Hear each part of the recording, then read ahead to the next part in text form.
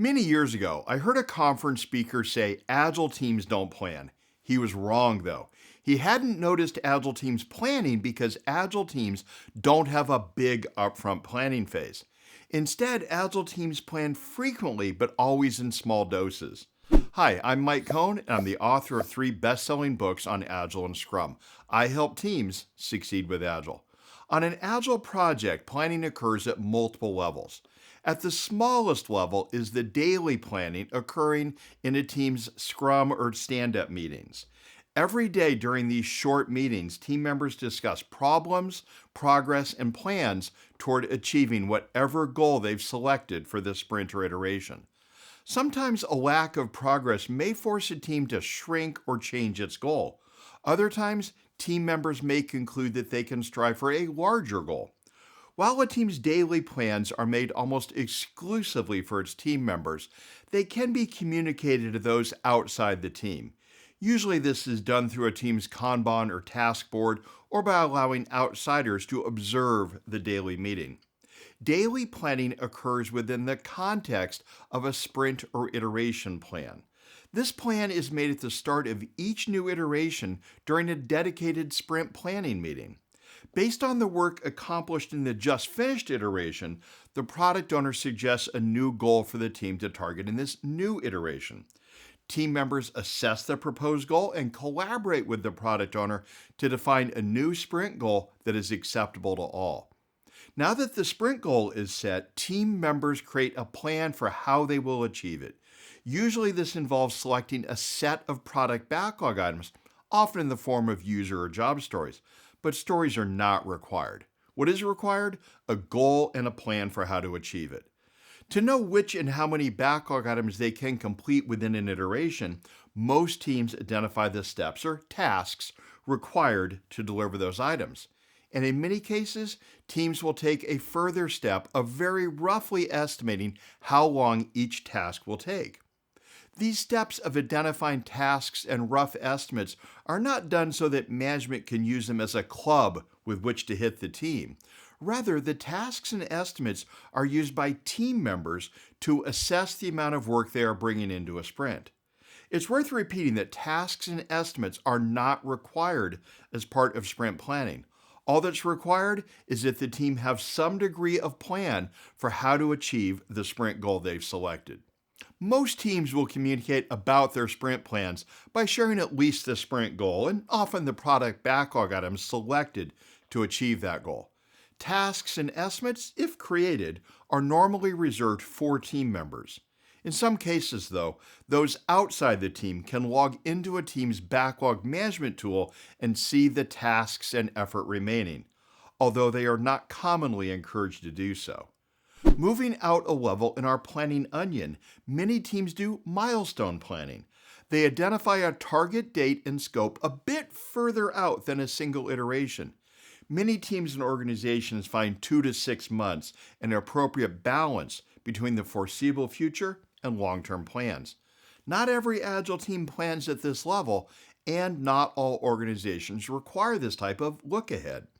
Many, however, find it a useful hedge against the Cheshire Cat's admonition in Alice's Adventures in Wonderland that if you don't know where you're going, any road will get you there. A plan at this level should be expressed as a set of outcomes or objectives the organization or team would like to achieve.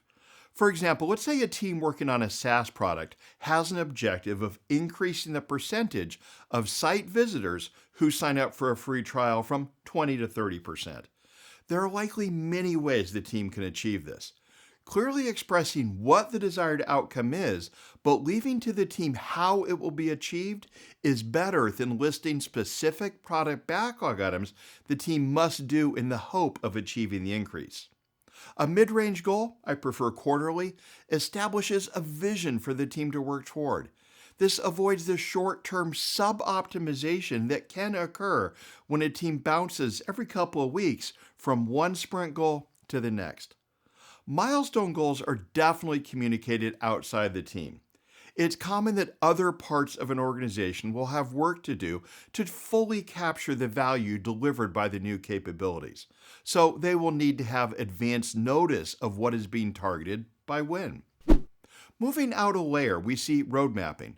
The product roadmap describes how a product is expected to evolve over time. This level of planning is normally disconnected from the product backlog. In other words, the roadmap usually won't contain specific product backlog items because at this level, the product's goals have not yet been turned into specific features that will be added. At the roadmap level, we also see less team involvement in the plan. The roadmap will usually be created by the product owner, who may request some input from a scrum master or lead developers. They may, for example, be asked to make a loose forecast of future velocity if 3 team members are added. Product roadmaps are definitely communicated outside the team. In fact, roadmaps are most commonly created for outsiders rather than for the team members working on the product. I like Roman Pickler's advice to create goal-oriented roadmaps. For increasingly distant timeframes, list 1 or more goals, any specific features intended to support that goal, and metrics that can be used to measure success. Having reached the roadmap level, did you notice that as we move from the inside of the onion to the outer layers, the level of detail decreases? The innermost level, daily planning, is super granular. Who is about to work on what today? Outer levels forego that detail in favor of the bigger picture. Similarly, as we move to the outer levels, the target audience of a plan shifts from team members to outside stakeholders. This approach of differing timeframes, audiences, and detail is central to Agile planning. Moving beyond the roadmap level is portfolio planning. This entails determining which products fit with customer expectations of a company. It would be unexpected for the car manufacturer Ford, for example, to start selling breakfast cereal. Their reputation in building cars wouldn't carry over into breakfast cereal. Typically, only a team's product owner will be involved in portfolio planning. At the outermost level of the planning onion is company strategy. This will almost universally be created outside the team, but it should guide the team, and especially its product owner, in the planning done at the inner levels. What challenges does your team face in planning at any of these levels? Let me know in the comments.